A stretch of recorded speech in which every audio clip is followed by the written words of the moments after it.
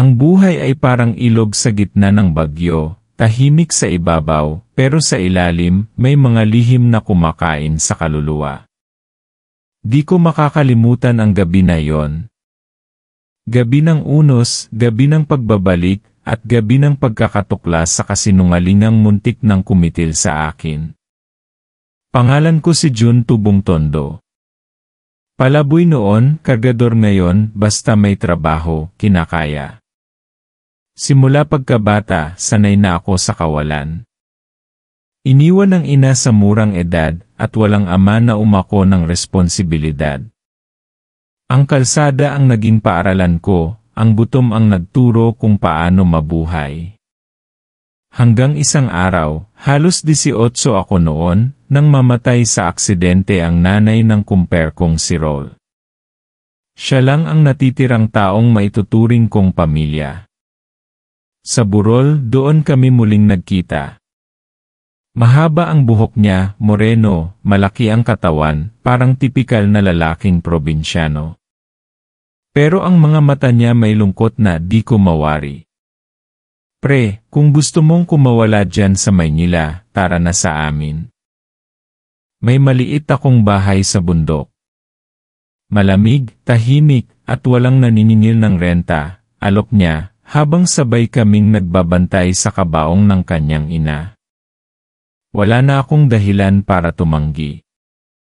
Isang linggo lang ang lumipas, dala ang isang backpack at lumang tsinelas, sumama ako sa kanya papunta sa probinsya, isang maliit na baryo sa norte na napapalibutan ng gubat at kabundukan. Noong una, tahimik ang lahat. Presko ang hangin, mababait ang mga tao, at kahit mahirap ang buhay, may ngiti sa bawat mukha. Si Rol, may maliit na sakahan, konting manok at baboy. Sabi niya, pansamantala lang to, pagkaayos ng negosyo, lilipat din tayo sa bayan. Pero parang may tinatago siyang ibang dahilan kung bakit kami naroon. Sa unang linggo, napansin kong gabi-gabi siyang umaalis. Dala ang isang sako, tapos babalik na lang ng madaling araw, pawisan at takot ang itsura. Kapag tinatanong ko kung saan siya galing, laging isa lang ang sagot, may pinupuntahan lang ako, pre. Huwag mo nang alamin. Akala ko noong una, baka may karelasyong babae lang na ayaw ipaalam.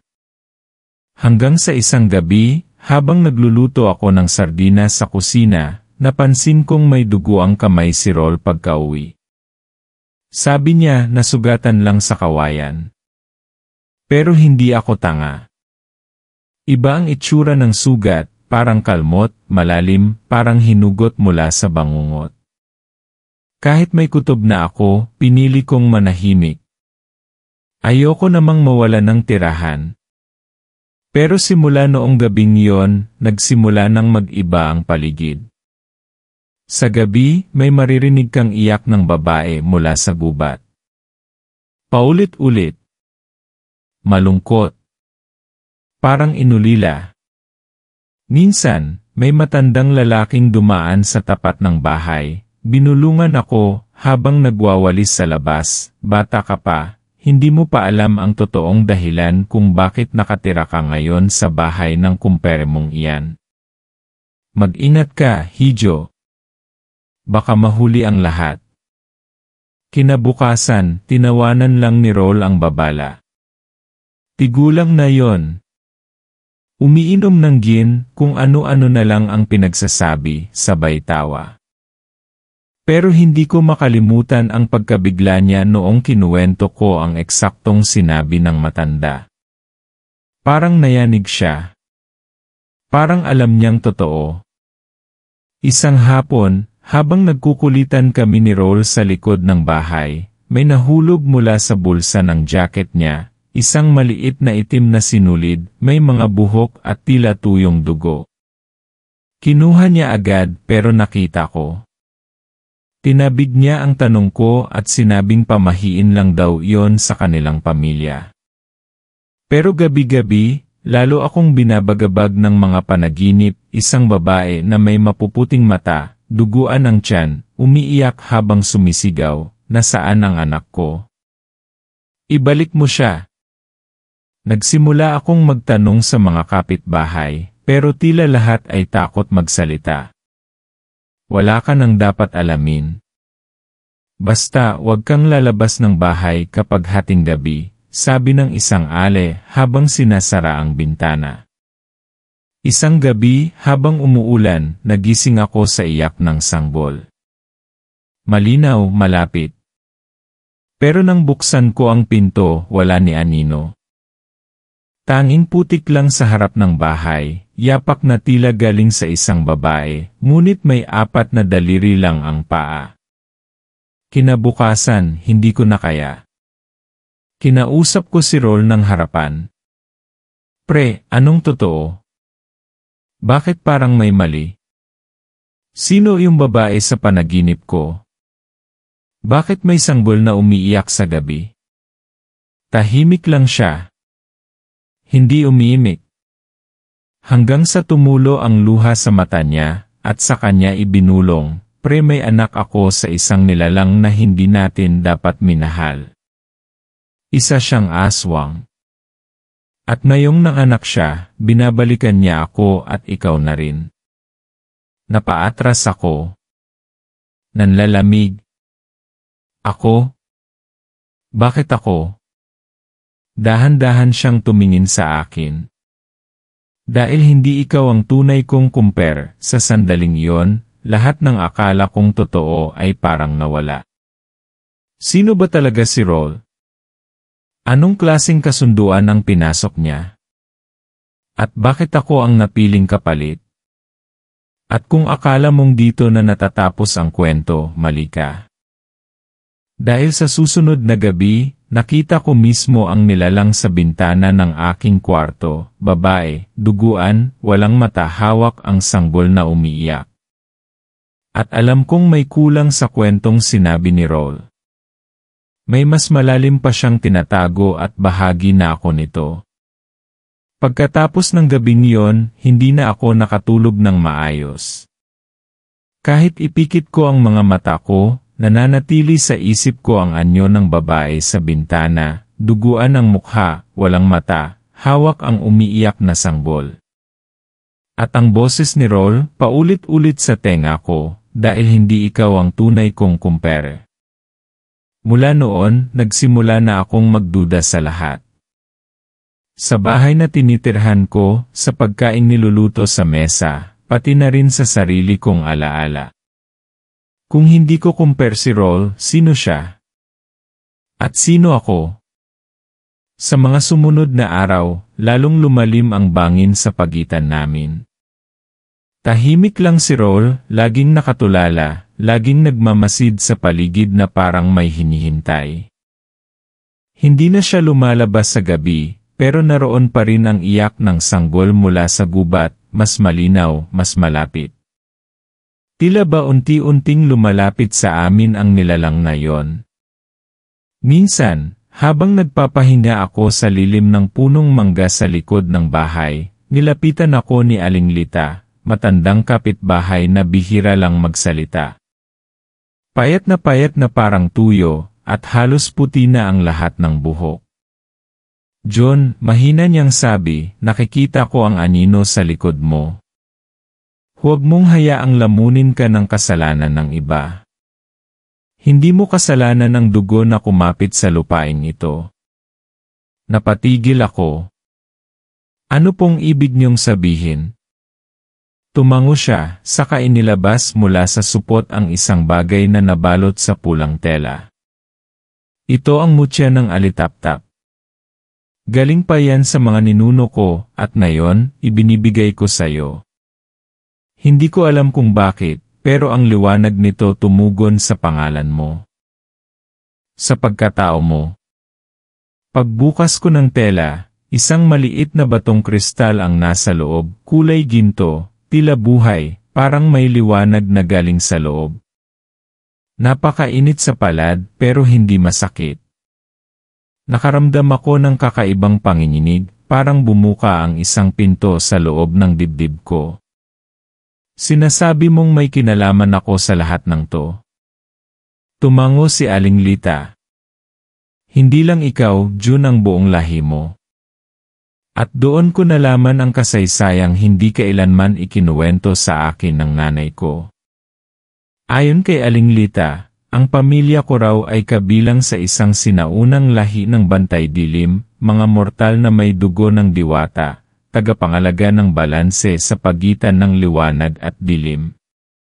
Matagal na silang nawawala, kinubkob ng mga nilalang ng gabi, pinatay o tinaboy. Ang nanay ko, bago siya namatay, ay nagtatago mula sa isang nilalang na hinahanap ang huling bantay. At ako raw iyon. Hindi ako naniwala agad. Nagalit ako. Matanda ka na. Lahat ng to, kwento lang. May problema si Roll. Pero anong kinalaman ko? Pero bago siya umalis, iniwan niya sa akin ang mutya. Kapag dumating ang gabi ng pulang buwan, malalaman mo ang totoo. Hawakan mo ito sa dibdib mo kapag nararamdaman mong hindi mo na kaya. Kinabukasan, sinubukan kong kalimutan ang lahat. Nag-igib ako, naglinis, nagluto ng kamote.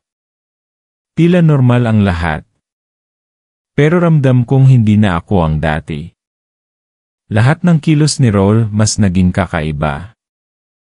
Lagi niyang binabantayan ang mutya. Kapag nakaharap ako, nakangiti siya. Pero kapag akala niyang natutulog na ako, naririnig ko siyang bumubulong sa dilim, parang may kinakausap na hindi ko makita. Sa baryo, nagsimula na ring mag-iba ang pakikitungo ng mga tao. Ang mga bata, bigla na lang umiiyak pag dumadaan ako. May isang alay na tahimik na nagsasara ng tindahan pag nakikita akong lumalapit. May matandang lalaki na sumigaw sa akin ng, "Huwag mong dalhin ang salot dito." Minsan, sa gitna ng ulan, may isang matandang lalaking dumating sa baryo, tila isang albularyo. Suot niya ilumang balabal na kulay lupa, at may bitbit siyang kahoy na baston na tila sinag ng kidlat ang ukit. Napadpad siya sa bahay ni Roll, ngunit nagulat ako nang tawagin niya ako sa pangalan, buong pangalan ko, pati apelyido ng ina ko na matagal nang nakalimot ang mundo.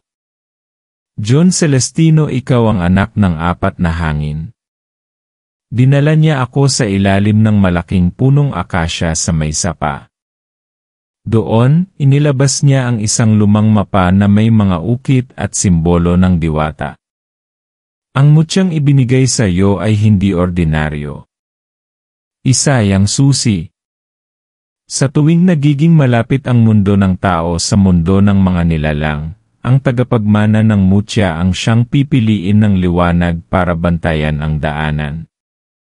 Pero bakit ako? Wala naman akong alam. Ni hindi ko makilala ang nanay ko ng lubusan. Dahil anak ka ng liwanag pero lumaki sa dilim. Ikaw lang ang pwedeng balansihin ang gulo na nilikha ni Roll. Nalaglag ang puso ko sa narinig. Si Roll siya ang may kasalanan. Si Roll, anya, ay isang anak ng gabi. Nilinlang niya ang isang aswang, hindi dahil sa pag-ibig, kundi sa kapangyarihan. At ang nilalang na yon, ang ina ng sanggol, ay ang pinakamatandang aswang na natulog sa ilalim ng gubat sa loob ng 500 taon. Ang pagkagising niya ay babala. Hindi ko alam kung paano ako babangon mula sa lahat ng ito. Hindi ako bayani. Isa lang akong taong nakitira, walang direksyon, walang tapang. Pero isang gabi, habang hawak ko ang mutya sa dibdib at nararamdaman kong muli ang paglapit ng iyak mula sa gubat, parang may boses na bulong sa hangin, hindi mo kailangan maging handa. Kailangan mo lang maniwala. At sa unang pagkakataon, pinikit ko ang mga mata ko at hinayaang maramdaman ang liwanag mula sa loob ng mutya. Hindi ko pa alam kung ano ang mangyayari. Pero isang bagay ang sigurado, hindi na ako tumatakbo. Dahil ang tunay na kalaban ay mas malapit kaysa sa inaakala ko.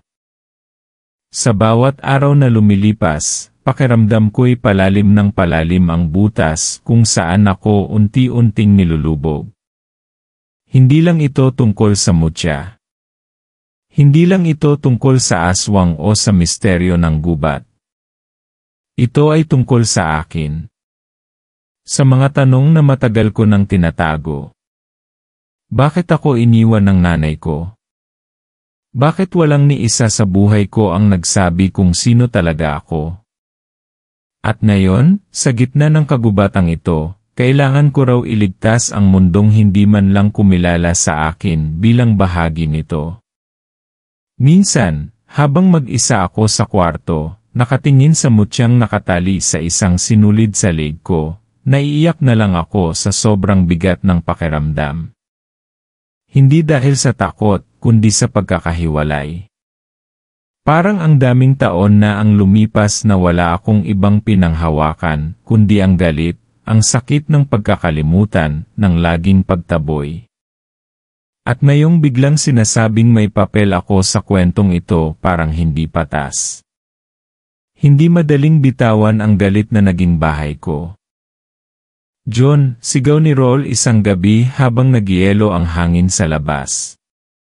Lumabas ako ng kwarto at nakita ko siyang pawis, nanginginig ang mga kamay. May pumasok sa gubat. Isa sa kanila. Anong isa sa kanila? Tanong ko. Hindi siya sumagot. Tinakbo niya palabas ang likod ng bahay, kaya sumunod ako. Sa gilid ng gubat, sa may punong malapit sa poso, may nakita kaming bakas, parang mga paa ng hayop, ngunit may hugis ng daliri. Malalalim ang mga yapak, tila may bigat ang nilalang. At may dugo. Bago pa ako makalapit, narinig namin ang iyak ng isang hayop, sigaw ng baboy na hiniwa ng buhay. Ngunit wala kaming alagang baboy. Tumahimik ang gabi. Parang huminto ang hangin. At saka namin nakita sa dilim isang anino, gumagalaw sa pagitan ng mga puno. Mahaba ang buhok, puti ang balat, at tila nakalutang. Nang mapatingin siya sa direksyon namin, hindi ko alam kung ako'y napako sa lupa o tinubuan ng ugat sa takot. Takbo, sigaw ni Roll. Ngunit hindi ako gumalaw. Sapagkat sa mata ng nilalang nakita ko ang sarili ko. Hindi bilang kaaway, kundi bilang nawawalang anak. O baka ako lang yon, umaasa pa rin na may koneksyon ako sa kung anong hindi ko pa maintindihan. Sa huli, hinila ako ni Roll at pinilit pabalik ng bahay. Hindi siya nagsalita buong gabi. Ako rin. Pero sa isip ko, paulit-ulit kong tinatanong ang sarili, ano ba talaga ang papel ko? Anak ba ako ng liwanag, o tinik sa kasaysayan ng madilim na mundo? Kinabukasan, dumating si Mang Silvio, ang albularyong bumisita noong isang linggo. Galing siya sa kabilang bundok, dala ang isang lumang kahon na yari sa Nara. Binuksan niya ito sa harap ko. Sa loob, may lumang palaspas na tuyo na at isang itim na panabong ng tandang. Panahon na para magdesisyon ka, John, sabi niya. Paano ako lalaban kung hindi ko alam kung sino ako? Sagot ko, halos may puot na sa boses ko. Tahimik siya. Tinitigan lang ako. Sa kamarahan niyang sinabi, ang kalaban ay hindi laging nasa labas. Minsan, ang pinakamatinding halimaw ay ang sarili mong sugat. Natigilan ako. Gabi-gabi kasi, kahit wala pang laban, pinapatay na ako ng sarili kong takot, takot na mawalan, takot na hindi maging sapat, takot na tanggapin na kahit sa mundong ito ng kababalaghan, ako pa rin ang iniwang bata sa kalsada. Simula noon, sinimulan akong turuan ni Mang Silvio. Hindi gamit ang armas, kundi gamit ang pakiramdam. Kung paano makiramdam ng galaw ng hangin, kung paano makinig sa katahimikan, at kung paano kilalanin ang kasinungalingan sa loob ng sarili. Pero habang lumalalim ang kaalaman ko, lumalakas rin ang mga atake. Isang gabi, habang nag-igib ako, may humawak sa binti ko mula sa ilalim ng balon. Malamig, matigas, parang mga kuko. Hinila ako pababa. Muntik na akong mahulog. Sa huling segundo, nadampot ko ang mutya sa dibdib ko, at nang mahawakan ko ito ng mahigpit, biglang may liwanag na sumabog mula sa paligid ko. Napaurong ang anino sa balon, at ako'y napaupo sa lupa, nanginginig sa takot. Hindi ko na ito kinuwento kay Roll. Hindi na rin ako nagtatanong sa kanya, sapagkat alam kong marami pa siyang tinatago. Minsan, naririnig ko siyang kausap ang sarili niya sa banyo. Minsan, may mga lumang larawan akong nakikitang sinusunog niya sa likod ng bahay.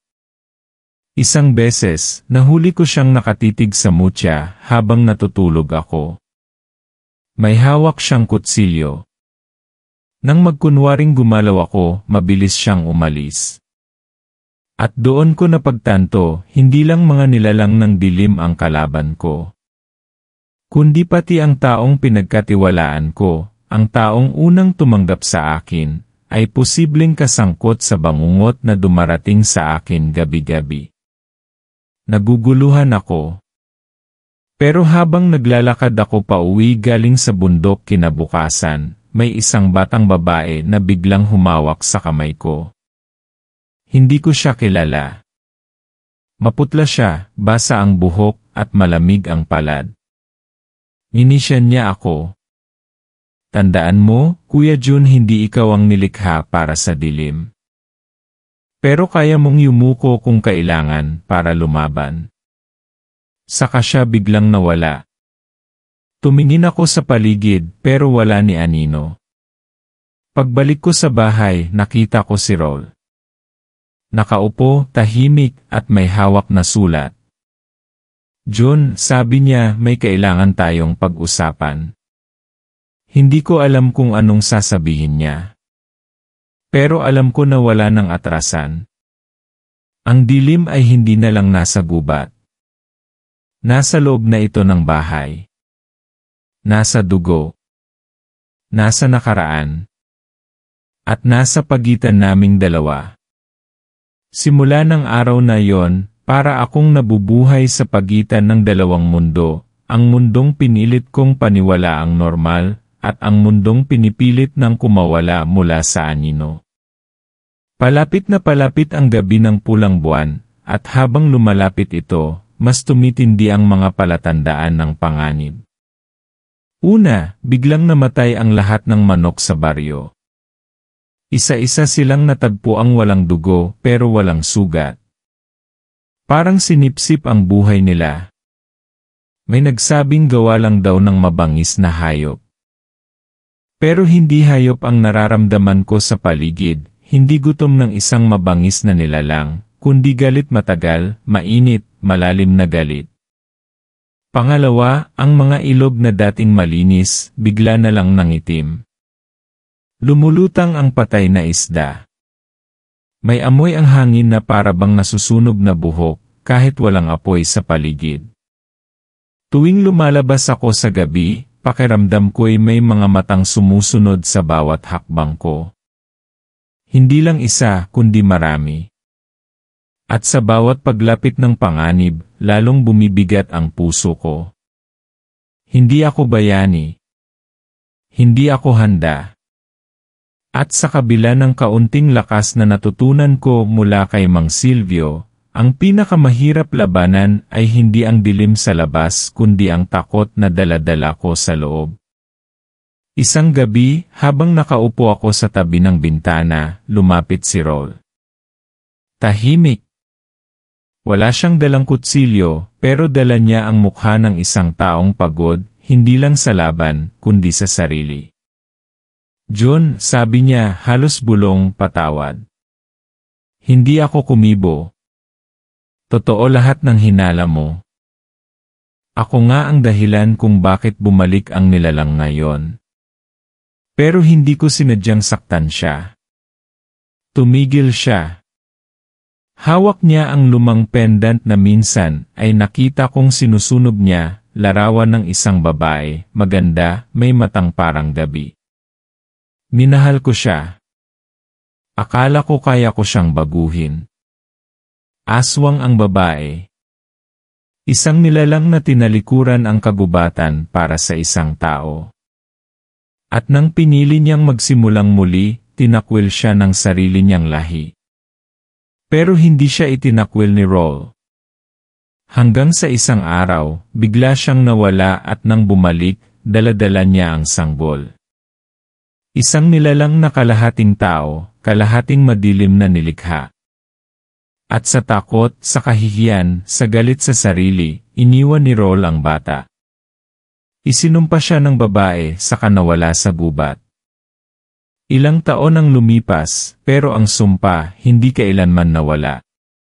Bata pa lang ako, naririnig ko na ang pangalan mo, dagdag niya. At nung nakita kita ulit, alam kong hindi ito aksidente.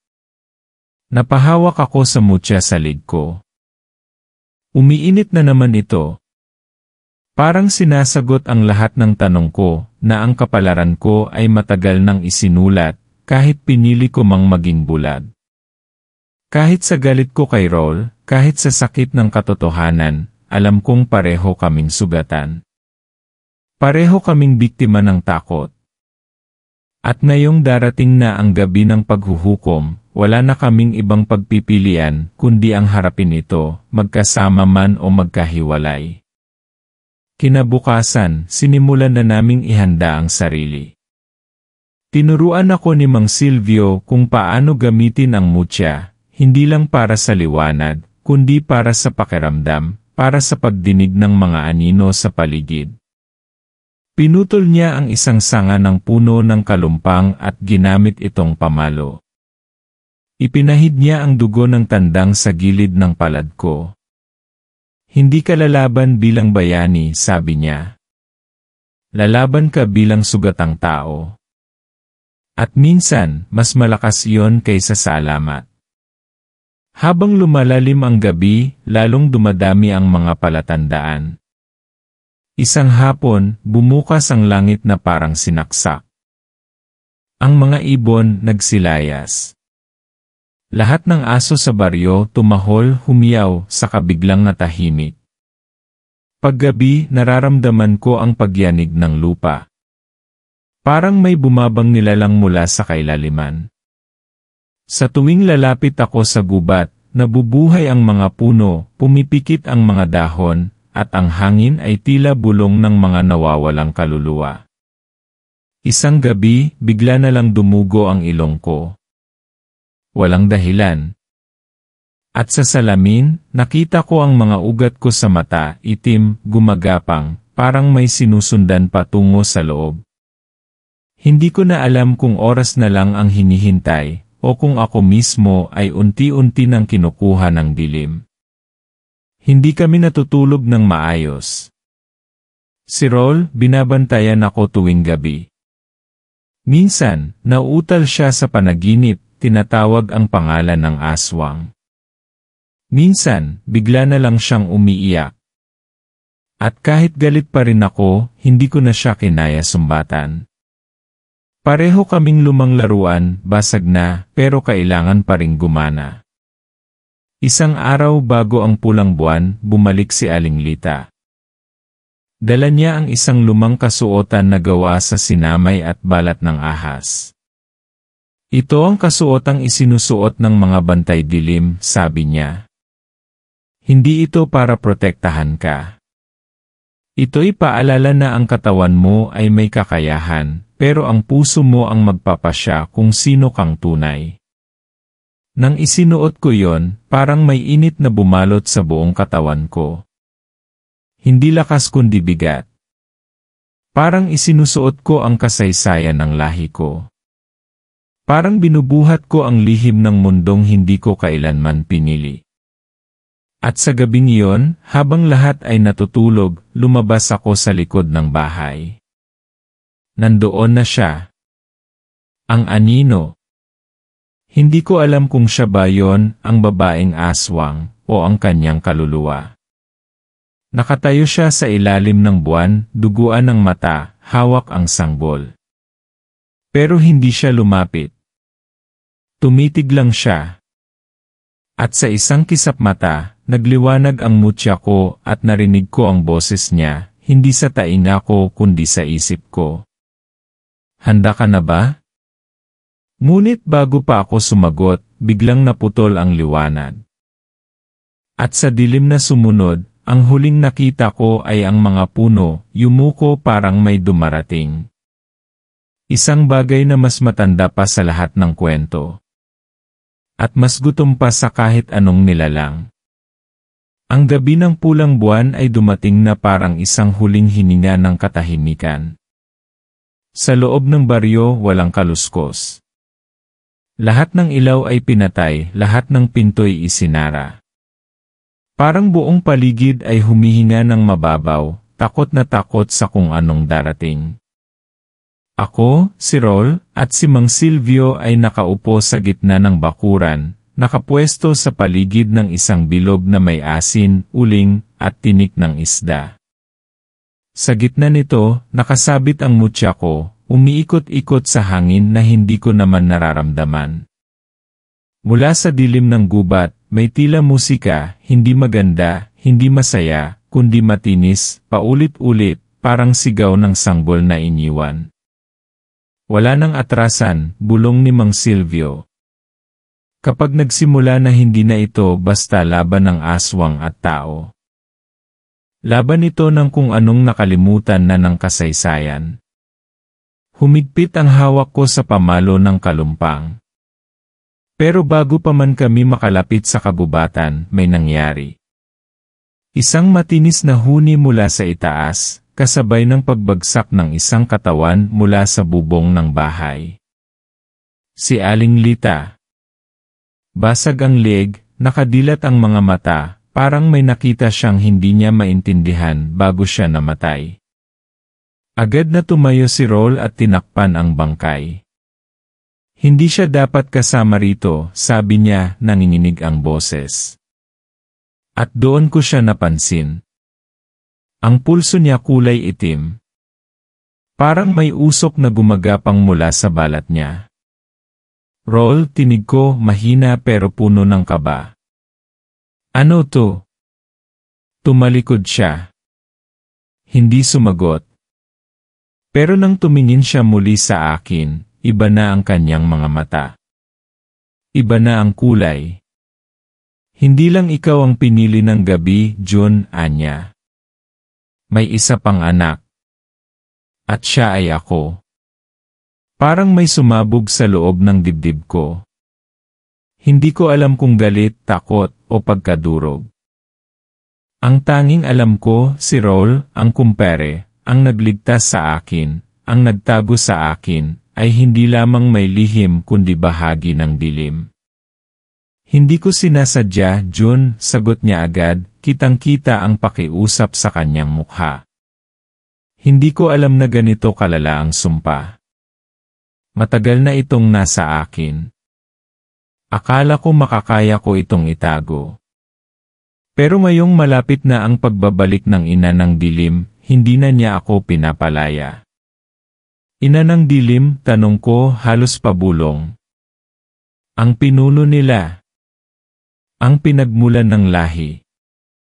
Ang babaeng minahal ko ang ina mo. Biglang nagbukas ang lupa sa likuran ko.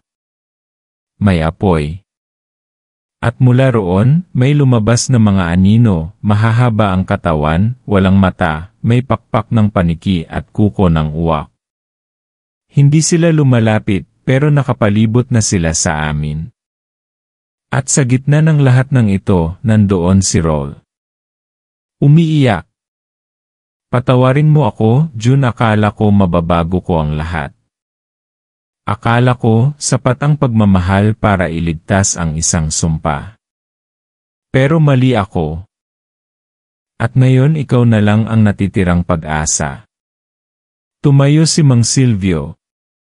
Tinuro si Roll gamit ang baston niyang may buntot ng ahas.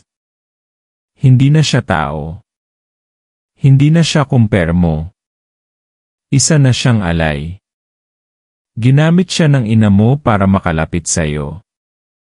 Para makuha ang katawan mo, ang tagapagmana ng liwanag at dilim. Hindi ako makagalaw. Buong buhay ko, wala akong alam sa mga magulang ko. Iniwan lang ako sa kalsada, sa tabi ng simbahan, isang gabi ng malakas na ulan. At ngayon, sinasabi nilang ang nanay ko, ang taong matagal ko nang hinahanap, ay ang mismong halimaw na sinusubukang sirain ang buong bayan. Tumakbo si Roll papunta sa akin, pero hinarang siya ni Mang Silvio. Mabilis ang kilos niya, isang saksak sa gilid ng tagiliran gamit ang pana ng kawayan. Napasigaw si Roll. Tumalsik ang itim na likido mula sa sugat. Umatras siya, nanlilimahid, nanginginig. Ngunit hindi siya lumaban. Humarap siya sa akin at mumiti, mahina. Ang huling turo ng ina ng dilim diyan niya, ay kung paano gamitin ang puso laban sa sarili. At yan ang hindi ko natiis. Mahal kita, June, hindi kita kayang saktan. At sa huling hininga niya, nagliyab ang katawan niya sa itim na apoy. Tumumba siya, walang sigaw, walang laban. At naiwan ako bit-bit ang bigat ng isang pagkakaibigang hindi ko na kayang balikan. Tumulo ang luha ko. Sa gitna ng lahat ng ito, ako pa rin yung batang iniwan, niloko, at ngayoy kailangan lumaban.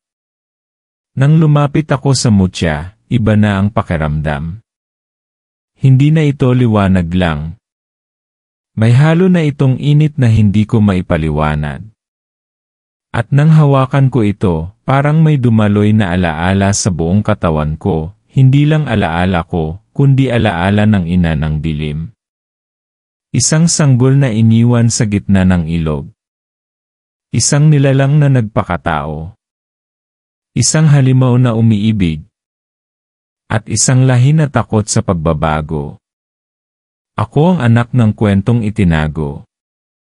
Ako ang anak ng digmaan na pinipilit kalimutan. At habang lumalapit ang anino ng ina ng dilim, kasabay ng pagdilim ng langit at pag-ikot ng buwan sa kalangitan, isang tinig ang bumulong sa likod ng tenga ko. Hindi mo sila kailangang iligtas, anak. Hindi ka nila kailanman tinanggap. Ang sayo ay kaming naghihintay. Ngunit bago ako makasagot, bumukas ang lupa sa paanan ko. At isang kamay, hindi tao, hindi hayop ang lumitaw at humawak sa aking binti. Hindi ko alam kung iaangat ako pataas o ibaba ako sa kailaliman. Pero alam ko wala nang balikan. Parang huminto ang oras nang hilahin ako pababa ng malamig at matulis na kamay mula sa ilalim ng lupa. Walang sigaw ang lumabas sa bibig ko, pero sa loob ko, may sigaw na gustong kumawala, sigaw ng takot, ng galit, ng tanong na walang sagot. Lumubog ako sa dilim. Hindi ko alam kung ilang segundo o buong buhay na ang lumipas, pero nang dumilat ako, nasa ibang lugar na ako.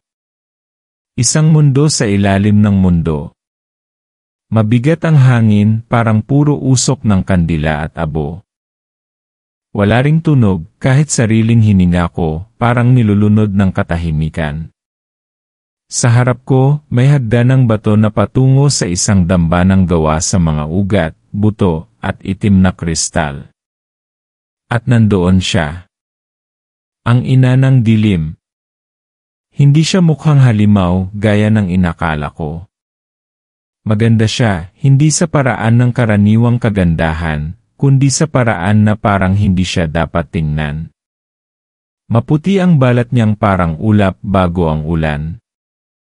Mahaba ang buhok na kulay abo, at ang mga mata niya walang puti, puro itim. Parang hindi siya tumitingin, kundi bumabaon sa'yo. Anak, sabi niya, ang tinig ay parang sabay na musika at bulong ng ahas. Sa wakas, nagkita rin tayo. Hindi ako makagalaw. Hindi dahil sa takot, kundi dahil sa kakaibang damdaming unti-unting bumabalot sa puso ko. Mainit. Malambing. Gusto kong lumapit. Gusto kong yakapin siya. Gusto kong maramdaman na may ina ako. Pero sa likod ng lahat ng iyon, may bahagi sa akin na nagpipigil. Anong gusto mo sakin? Tanong ko, pilit nilalabanan ang pagkakulong ng loob. Hindi ko gusto. Karapatan ko. Ikaw ang bunga ng isang panata. Ang tagapagmana. At ngayong dumating na ang pulang buwan, ikaw na ang susi upang ang lahi ko'y muling lumaya. Umangat ang paligid niya. Naglabasan ang mga anino mula sa dingding, mula sa lupa, mula sa kisam. Sila ang mga nilalang na itinakwil, mga kaluluwang hindi pinayagan sa langit o impyerno. Lahat sila nakatingin sa akin na parang ako ang kanilang Panginoon. Kung sasama ka sa akin, wala nang laban. Wala nang sakit. Wala nang pagtanggi. Tanggap ka sa mundong ito, June. Pero sa gitna ng kadilimang yon, naalala ko si Rol, kung paanong nilabanan niya ang sarili para lang ako'y mailigtas. Naalala ko si Mang Silvio, si Aling Lita, ang mga manok, ang tubig, ang katahimikan ng baryo. Naalala ko ang lahat ng taong tumanggap sakin, kahit hindi nila ako lubos na kilala. Hindi ako lumaki sa piling ng ina ko. Lumaki akong iniwan, pinagsarhan, pero sa kabila ng lahat, lumaban ako. At hindi ko kayang ibigay ang mundong ibabaw para lang makaramdam ng pagmamahal mula sa dilim. Kung mahal mo ako, bakit kailangan mong sirain ang mundo? Umangat ang kilay niya. Umiti, malamig. Sapagkat sinira rin nila ako. Sinunog nila ang gubat ko. Pinatay nila ang mga kapatid mo. Itinakwil nila ako at ikaw, itinago sa iyo ang katotohanan. Nagsimulang gumalaw ang mga anino. Lumapit sila, dahan-dahan, paikot sa akin. Napahawak ako sa mutya ko. Nagliliyab ito, pero hindi ko alam kung sapat pa ang liwanag nito para mailigtas ako. Kung pipilitin mo akong sumama sa'yo, bulong ko, kailangan mo muna akong talunin. Biglang nagbago ang anyo ng ina ng dilim. Tumangkad siya, ang mukha ay naging kalansay na may apoy sa mga mata. Umangat ang lupa, at ang mutya ko, pumutok ng liwanag. Nagsimula ang laban. Tumakbo ako palapit, sinugod siya gamit ang pamalo ni Mang Silvio. Bawat hampas may sagot. Bawat liwanag may kapalit na dilim. Parang sayaw sa pagitan ng dalawang mundo. Tinig niya'y nagsasabi ng mga salitang hindi ko maintindihan, at sa bawat bigkas may aninong sumusugod. Pero hindi ako umatras. Naglaban kami sa gitna ng isang altar na umiikot. Sumisigaw ang lupa. Pumutok ang kisem. Nagsilabasan ang mga kaluluwa ng mga dating biktima. Ngunit sa bawat hampas ko ng pamalo, mas lalong nagkakaroon ng anyo ang liwanag. Hanggang sa dumating ang huling saglit. Hinawakan ko ang mutya at tinutok ito sa dibdib ng ina ng dilim. Napasigaw siya. Nagliyab ang katawan niya pero hindi siya bumagsak. Sa halip, bumalik ang anyo niyang ina. Maganda. Mahina. Umiiyak. Anak, tulungan mo ako, napatigil ako. Hindi ko alam kung ito'y pandaraya o tunay. Tumingin ako sa kanya, at doon ko siya nakita, hindi bilang nilalang, kundi bilang babae. Bilang ina. Bilang isang taong nasaktan, nasugatan, at sa huli, naging halimaw dahil walang kumalinga. Huminga ako ng malalim. Dahan-dahan kong inalis ang mutya sa dibdib niya. Patawad, sabi ko. Pero hindi ko kayang maging ikaw. Tumayo ako. Itinaas ang mutya. At sa huling lakas na natitira sa katawan ko, pinakawalan ko ang liwanag. Isang liwanag na hindi lang galing sa mutya, kundi sa puso ko. Pumutok ang paligid sa puting sinad. Nang dumilat ako, nasa gitna ako ng kagubatan. Araw na. Wala na si ina. Wala na rin ang mga anino. At sa tabi ko nakaupo si Rol. Buhay ka, tanong ko, halos di makapaniwala. Umiti siya, mahina. Hindi ko alam. Pero nandito pa rin ako. At sa harap namin, sa lupa, may tumubong bulaklak, itim ang talulot, pero may sinag ng liwanag sa gitna. Isang paalala na minsan, kahit sa pinakadilim na lugar, pwede pa ring may tumubong pag-asa. Ngunit bago pa kami makalakad paalis, humangin ng malamig. Sa hangin, may tinig. Hindi pa tapos ang kwento, anak, tumayo ang mga balahibo ko sa batok. At muli kong naramdaman ang mutya tumitibok, hindi sa liwanag, kundi sa gitna ng isang bagong anino. Makalipas ang ilang araw mula sa labanan, bumalik ang katahimikan sa baryo. Wala nang mga aninong gumagala sa dilim, wala na ring malamig na hangin na bumabalot sa gabi. Pero hindi na rin ito ang parehong baryong kinalakihan ng mga tao, may mga bahay na iniwan, mga pamilyang hindi na bumalik, at mga pusong kailamay hindi na magiging buo. Ako, si June, nanatili pa rin sa lumang bahay ni Rol. Wala na siya. Nang magising ako kinaumagahan matapos ang labanan, nawala na siya na parang usok. Wala man lang paalam o bakas, pero iniwan niya ang pamalo, maayos na nakalapag sa tabi ng mutya. Sa tabi nito, may papel, isang sulat na isinulat gamit ang punit na papel mula sa lumang notebook niya. Kung kaya ko lang sana manatili, June, pero ang halimaw sa loob ko, hindi pa rin tuluyang nawala. Baka isang araw, bumalik ako. Pero kung hindi man, sana'y patawarin mo ako. At sana mabuhay kang may liwanag. Huwag mo akong hanapin. Hanapin mo ang sarili mo. Bumigat ang dibdib ko sa pagbabasa niyon. Wala akong galit. Wala ring hinanakit. Ang naiwan sa akin ay isang malalim na pangungulila, hindi lang sa kanya, kundi sa lahat ng nawala. Si Mang Silvio, huling nakita sa kabubatan. Sabi ng matatanda, bumalik daw siya sa piling ng mga diwata. Isa raw siyang tagapangalaga noon pa man, pinadala para bantayan ako. At ngayong tapos na ang unang yugto ng kwento, wala na siyang dahilan para manatili. Sa baryo, may mga bagong bata na ipinanganak. Malusog. Walang palatandaan ng sumpa.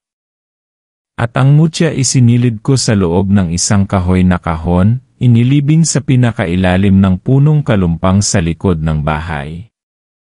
Hindi na ito kumikislap. Parang natulog na ang apoy sa loob nito. Pero ako, hindi ko pa alam kung tuluyan na akong matahimik. May mga gabi pa ring nananaginip ako, nakikita ko ang ina ng dilim, nakaupo sa tabi ng ilog, hawak ang isang sanggol, kumakanta ng himig na walang tunog. Hindi ko alam kung paalala ito, babala, o paanyaya. Pero sa bawat paggising ko, pinapaalala nitong kahit nanalo ako, may bahagi ng sarili ko na hindi ko pa rin ganap na nauunawaan. May mga tanong pa rin sa puso ko, totoo ba talaga ang lahat? Aswang ba talaga ang ina ko, o isa lang siyang nilalang na itinulak ng takot ng tao para maging halimaw? At kung ganon, gaano karaming nilalang ang tahimik lang na nagtatago, ayaw manakit, pero kinakatakutan pa rin. Lumipas ang mga buwan. Nagsimulang bumalik ang mga tao sa baryo. Unti-unting inayos ang mga sira. Nagka-isyuhan pa ng bagong kapitan.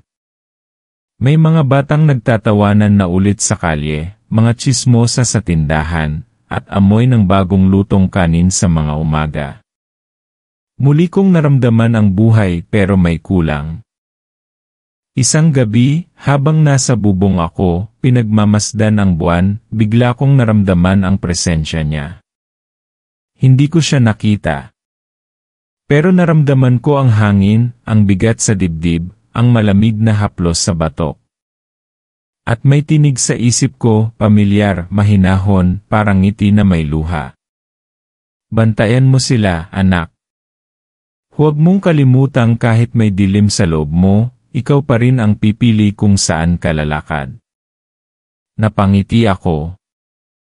Isang luha ang kusang bumaba sa pisngi ko, at sa wakas, hindi ko na ito pinunasan. Minsan, kailangan talaga nating harapin ang pinakamasakit para maramdaman ang totoo. Hindi lahat ng halimaw ay dapat katakutan. At hindi lahat ng tao ay kayang magmahal. Pero sa gitna ng lahat ng ito, may puwang pa rin para sa pagpili. Para sa kabutihan. Para sa liwanag, kahit pa nasaktan na tayo ng paulit-ulit. Minsan, ang pinakamalaking laban ay hindi laban sa halimaw kundi sa takot natin na baka tayo mismo ang isa sa kanila.